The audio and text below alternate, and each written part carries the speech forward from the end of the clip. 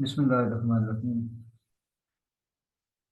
آج کی جو یہ لیکچر سیریز ہے، یہ ان اسٹوڈنٹس کے لیے میں بنا رہا ہوں جو علامہ اقبال اوپن یونیورسٹی سے بی ایڈ کر رہے ہیں۔ ان کے سبجیکٹس میں سے ایک سبجیکٹ جس کا کورس کوڈ 8615 ہے، اور جس سبجیکٹ کا نام ہے management strategies in education institution, اس پہ میں نے ویڈیو بنانے کا آغاز کیا ہے۔ ویڈیو بنانے کا مقصد جو ہے وہ بڑا سادہ سا ہے کہ ہمارے جو اسٹوڈنٹس زیادہ تر علامہ اقبال اوپن یونیورسٹی سے پڑھ رہے ہوتے ہیں، وہ جاب بھی کر رہے ہوتے ہیں اور بھی مصروفیات ہوتی ہیں، جس کی وجہ سے وہ ریگولر مارننگ کی یونیورسٹیز میں ایڈمیشن لینے کے بجائے علامہ اقبال میں ایڈمیشن لے لیتے ہیں تاکہ وہ سہولت سے اپنے وقت کے مطابق اس کی تیاری کر سکیں۔ تو ان طلبہ کے پاس اتنا زیادہ ٹائم بھی نہیں ہوتا کہ وہ تھارولی اسٹڈی کریں۔ میں نے یہ ضرورت محسوس کی ہے کہ اگر میں ان کو فیسیلیٹیٹ کرنے کے لیے کچھ ویڈیوز بنا دوں تو آئی ہوپ کہ وہ اس سے بڑا فائدہ حاصل کریں گے۔ ویڈیوز کو سن لیں، دیکھ لیں، تو آئی ہوپ کہ ان کے امتحان کی تیاری ان کے لیے مکمل ہو جائے گی۔ پھر ان کے لیے یہ ہوگا کہ جب وہ اسائنمنٹس اپنی سالو کریں گے اس میں بھی ان کو ہیلپ ملے گی۔ تو اس مقصد کے لیے میں نے اس کا آغاز کیا ہے۔ تو آج ہم اس میں جو یعنی ہم پڑھنے جا رہے ہیں، اس پورے کورس کے اندر اس کے آبجیکٹیو کو دیکھیں گے کہ اس کورس کے پڑھنے کے بعد ہمیں کیا حاصل ہوگا۔ اس میں ہم concepts of the management discuss کریں گے، ڈیفینیشنز آف مینجمنٹ، اس کے بعد meaning and features of management, then need and scope of management, then significance of management in education specifically, then different perspectives of the management۔ perspective سے مراد یہ ہے کہ evolution of management کے یعنی management کن مراحل سے گزری ہے، کون کون سے فیز ہیں اس کے۔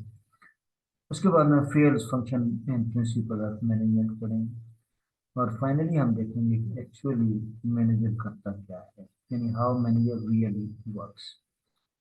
تو یہ سارے ٹاپک جو ہم ایک لیکچر میں یہ نہیں کر پائیں گے، ہو سکتا ہے اس یونٹ کو کور کرتے ہوئے 4 سے 5 لیکچر ہمیں یہ نہیں کرنے پڑیں، کیونکہ لینتھی لیکچر آج کل سنتا بھی کوئی نہیں ہے، اور کچھ یوٹیوب کی پالیسی بھی ایسی ہوتی ہے۔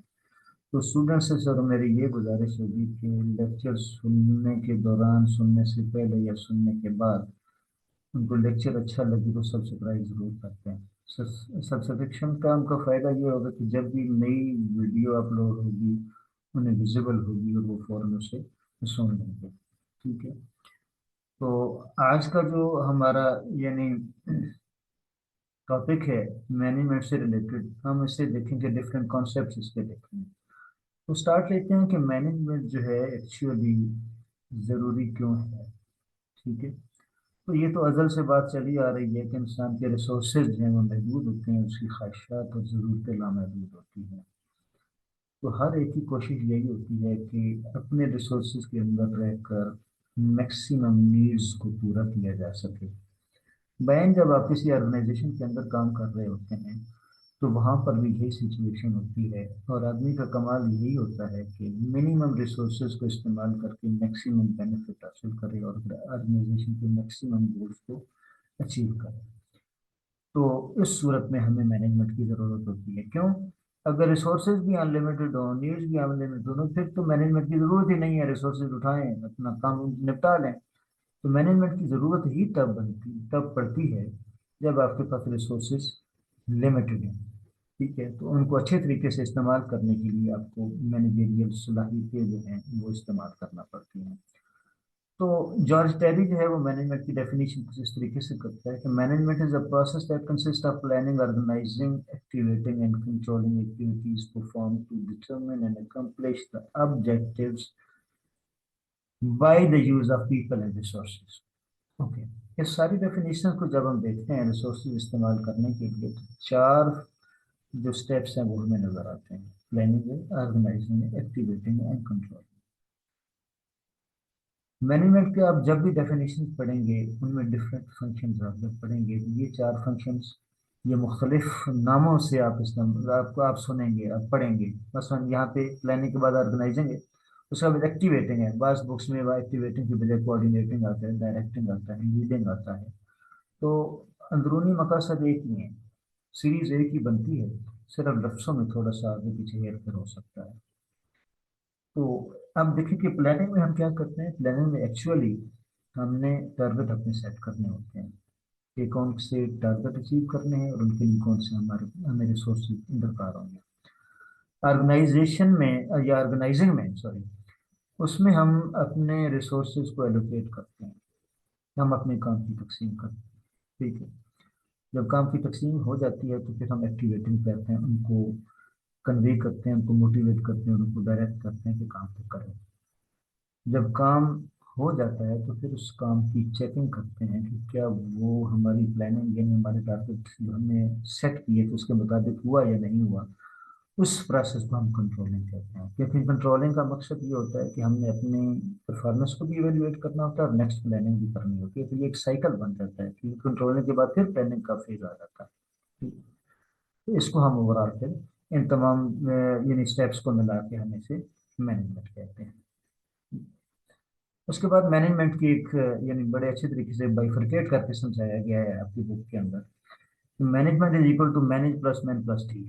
इसका मतलब क्या है कि आदमियों को टैक्टफुली मैनेज करना।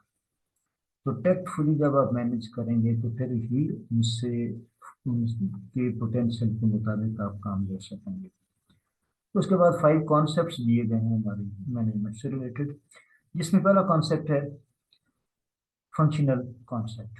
अब फंक्शनल कॉन्सेप्ट में देखें तो फंक्शनल कॉन्सेप्ट में वही प्लानिंग है, कोऑर्डिनेटिंग है, मोटिवेटिंग है और कंट्रोलिंग। यानी ये सारे फंक्शन जो हैं ये हम परफॉर्म करेंगे तो वो हमारी मैनेजमेंट बनती है। तो हम मुख्तसरन ये कहते हैं कि it is combination of different functions. उसके बाद ह्यूमन रिलेशन कॉन्सेप्ट है। देखिए मैनेजमेंट में आपने काम लोगों से लेना है, यानी to get work done through and with the people.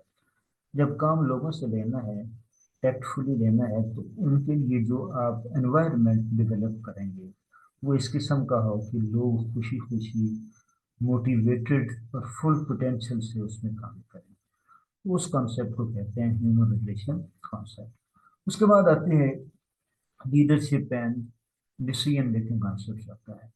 तो लीडरशिप में देखें कि सबसे पहले आपने लीडरशिप में जो की रोल होता है वो मोटिवेशन का होता है कि लोगों को अपने मोटिवेट करना है, इंस्पायर करना है। तो लोगों को सबसे पहले आप लोग प्रिपेयर करेंगे काम के लिए। प्रिपेयर करने के बाद फिर आप ऑर्गेनाइजिंग करेंगे यानी रिसोर्स एलोकेशन करेंगे, काम की तकसीम करेंगे। उसके बाद फिर आप उन्हें कन्वे करेंगे और डायरेक्ट करेंगे कि आप ये काम करें। ठीक है, और ये सारे प्रोसेस जो है ये हमें leadership and decision making concept में आते हैं। उसके बाद है प्रोडक्टिव कॉन्सेप्ट। प्रोडक्टिव में हमें ये देखना है कि मिनिमम रिसोर्सेज को इस्तेमाल करके मैक्सिमम बेनिफिट इस तरीके से हासिल किए जाएं कि एम्प्लॉयर और एम्प्लॉई दोनों के लिए फायदा मंद हो। एम्प्लॉयर के लिए तो फायदा मंद होगा कि उसने इन्वेस्टमेंट की हुई है।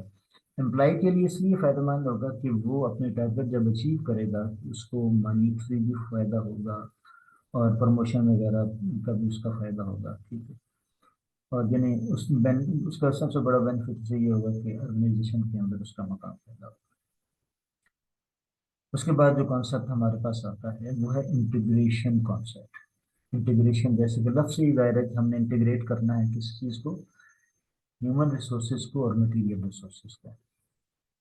यानी मैन, मशीनरी, मनी, मटेरियल, उन सब को इस तरीके से आपने कंबाइन यानी उनका कम्बिनेशन बनाना है कि आप मैक्सिमम ऑब्जेक्टिव अपनी ऑर्गेनाइजेशन के अचीव कर सकें। उसके बाद हम देखते हैं मजीद कॉन्सेप्ट्स जो हैं, 3 कॉन्सेप्ट्स और हमें मिलते हैं थियो हेमन से। अब वो मैनेजमेंट के कॉन्सेप्ट्स जो हैं, सबसे पहला वो कहता है कि मैनेजमेंट एज ए प्रोसेस।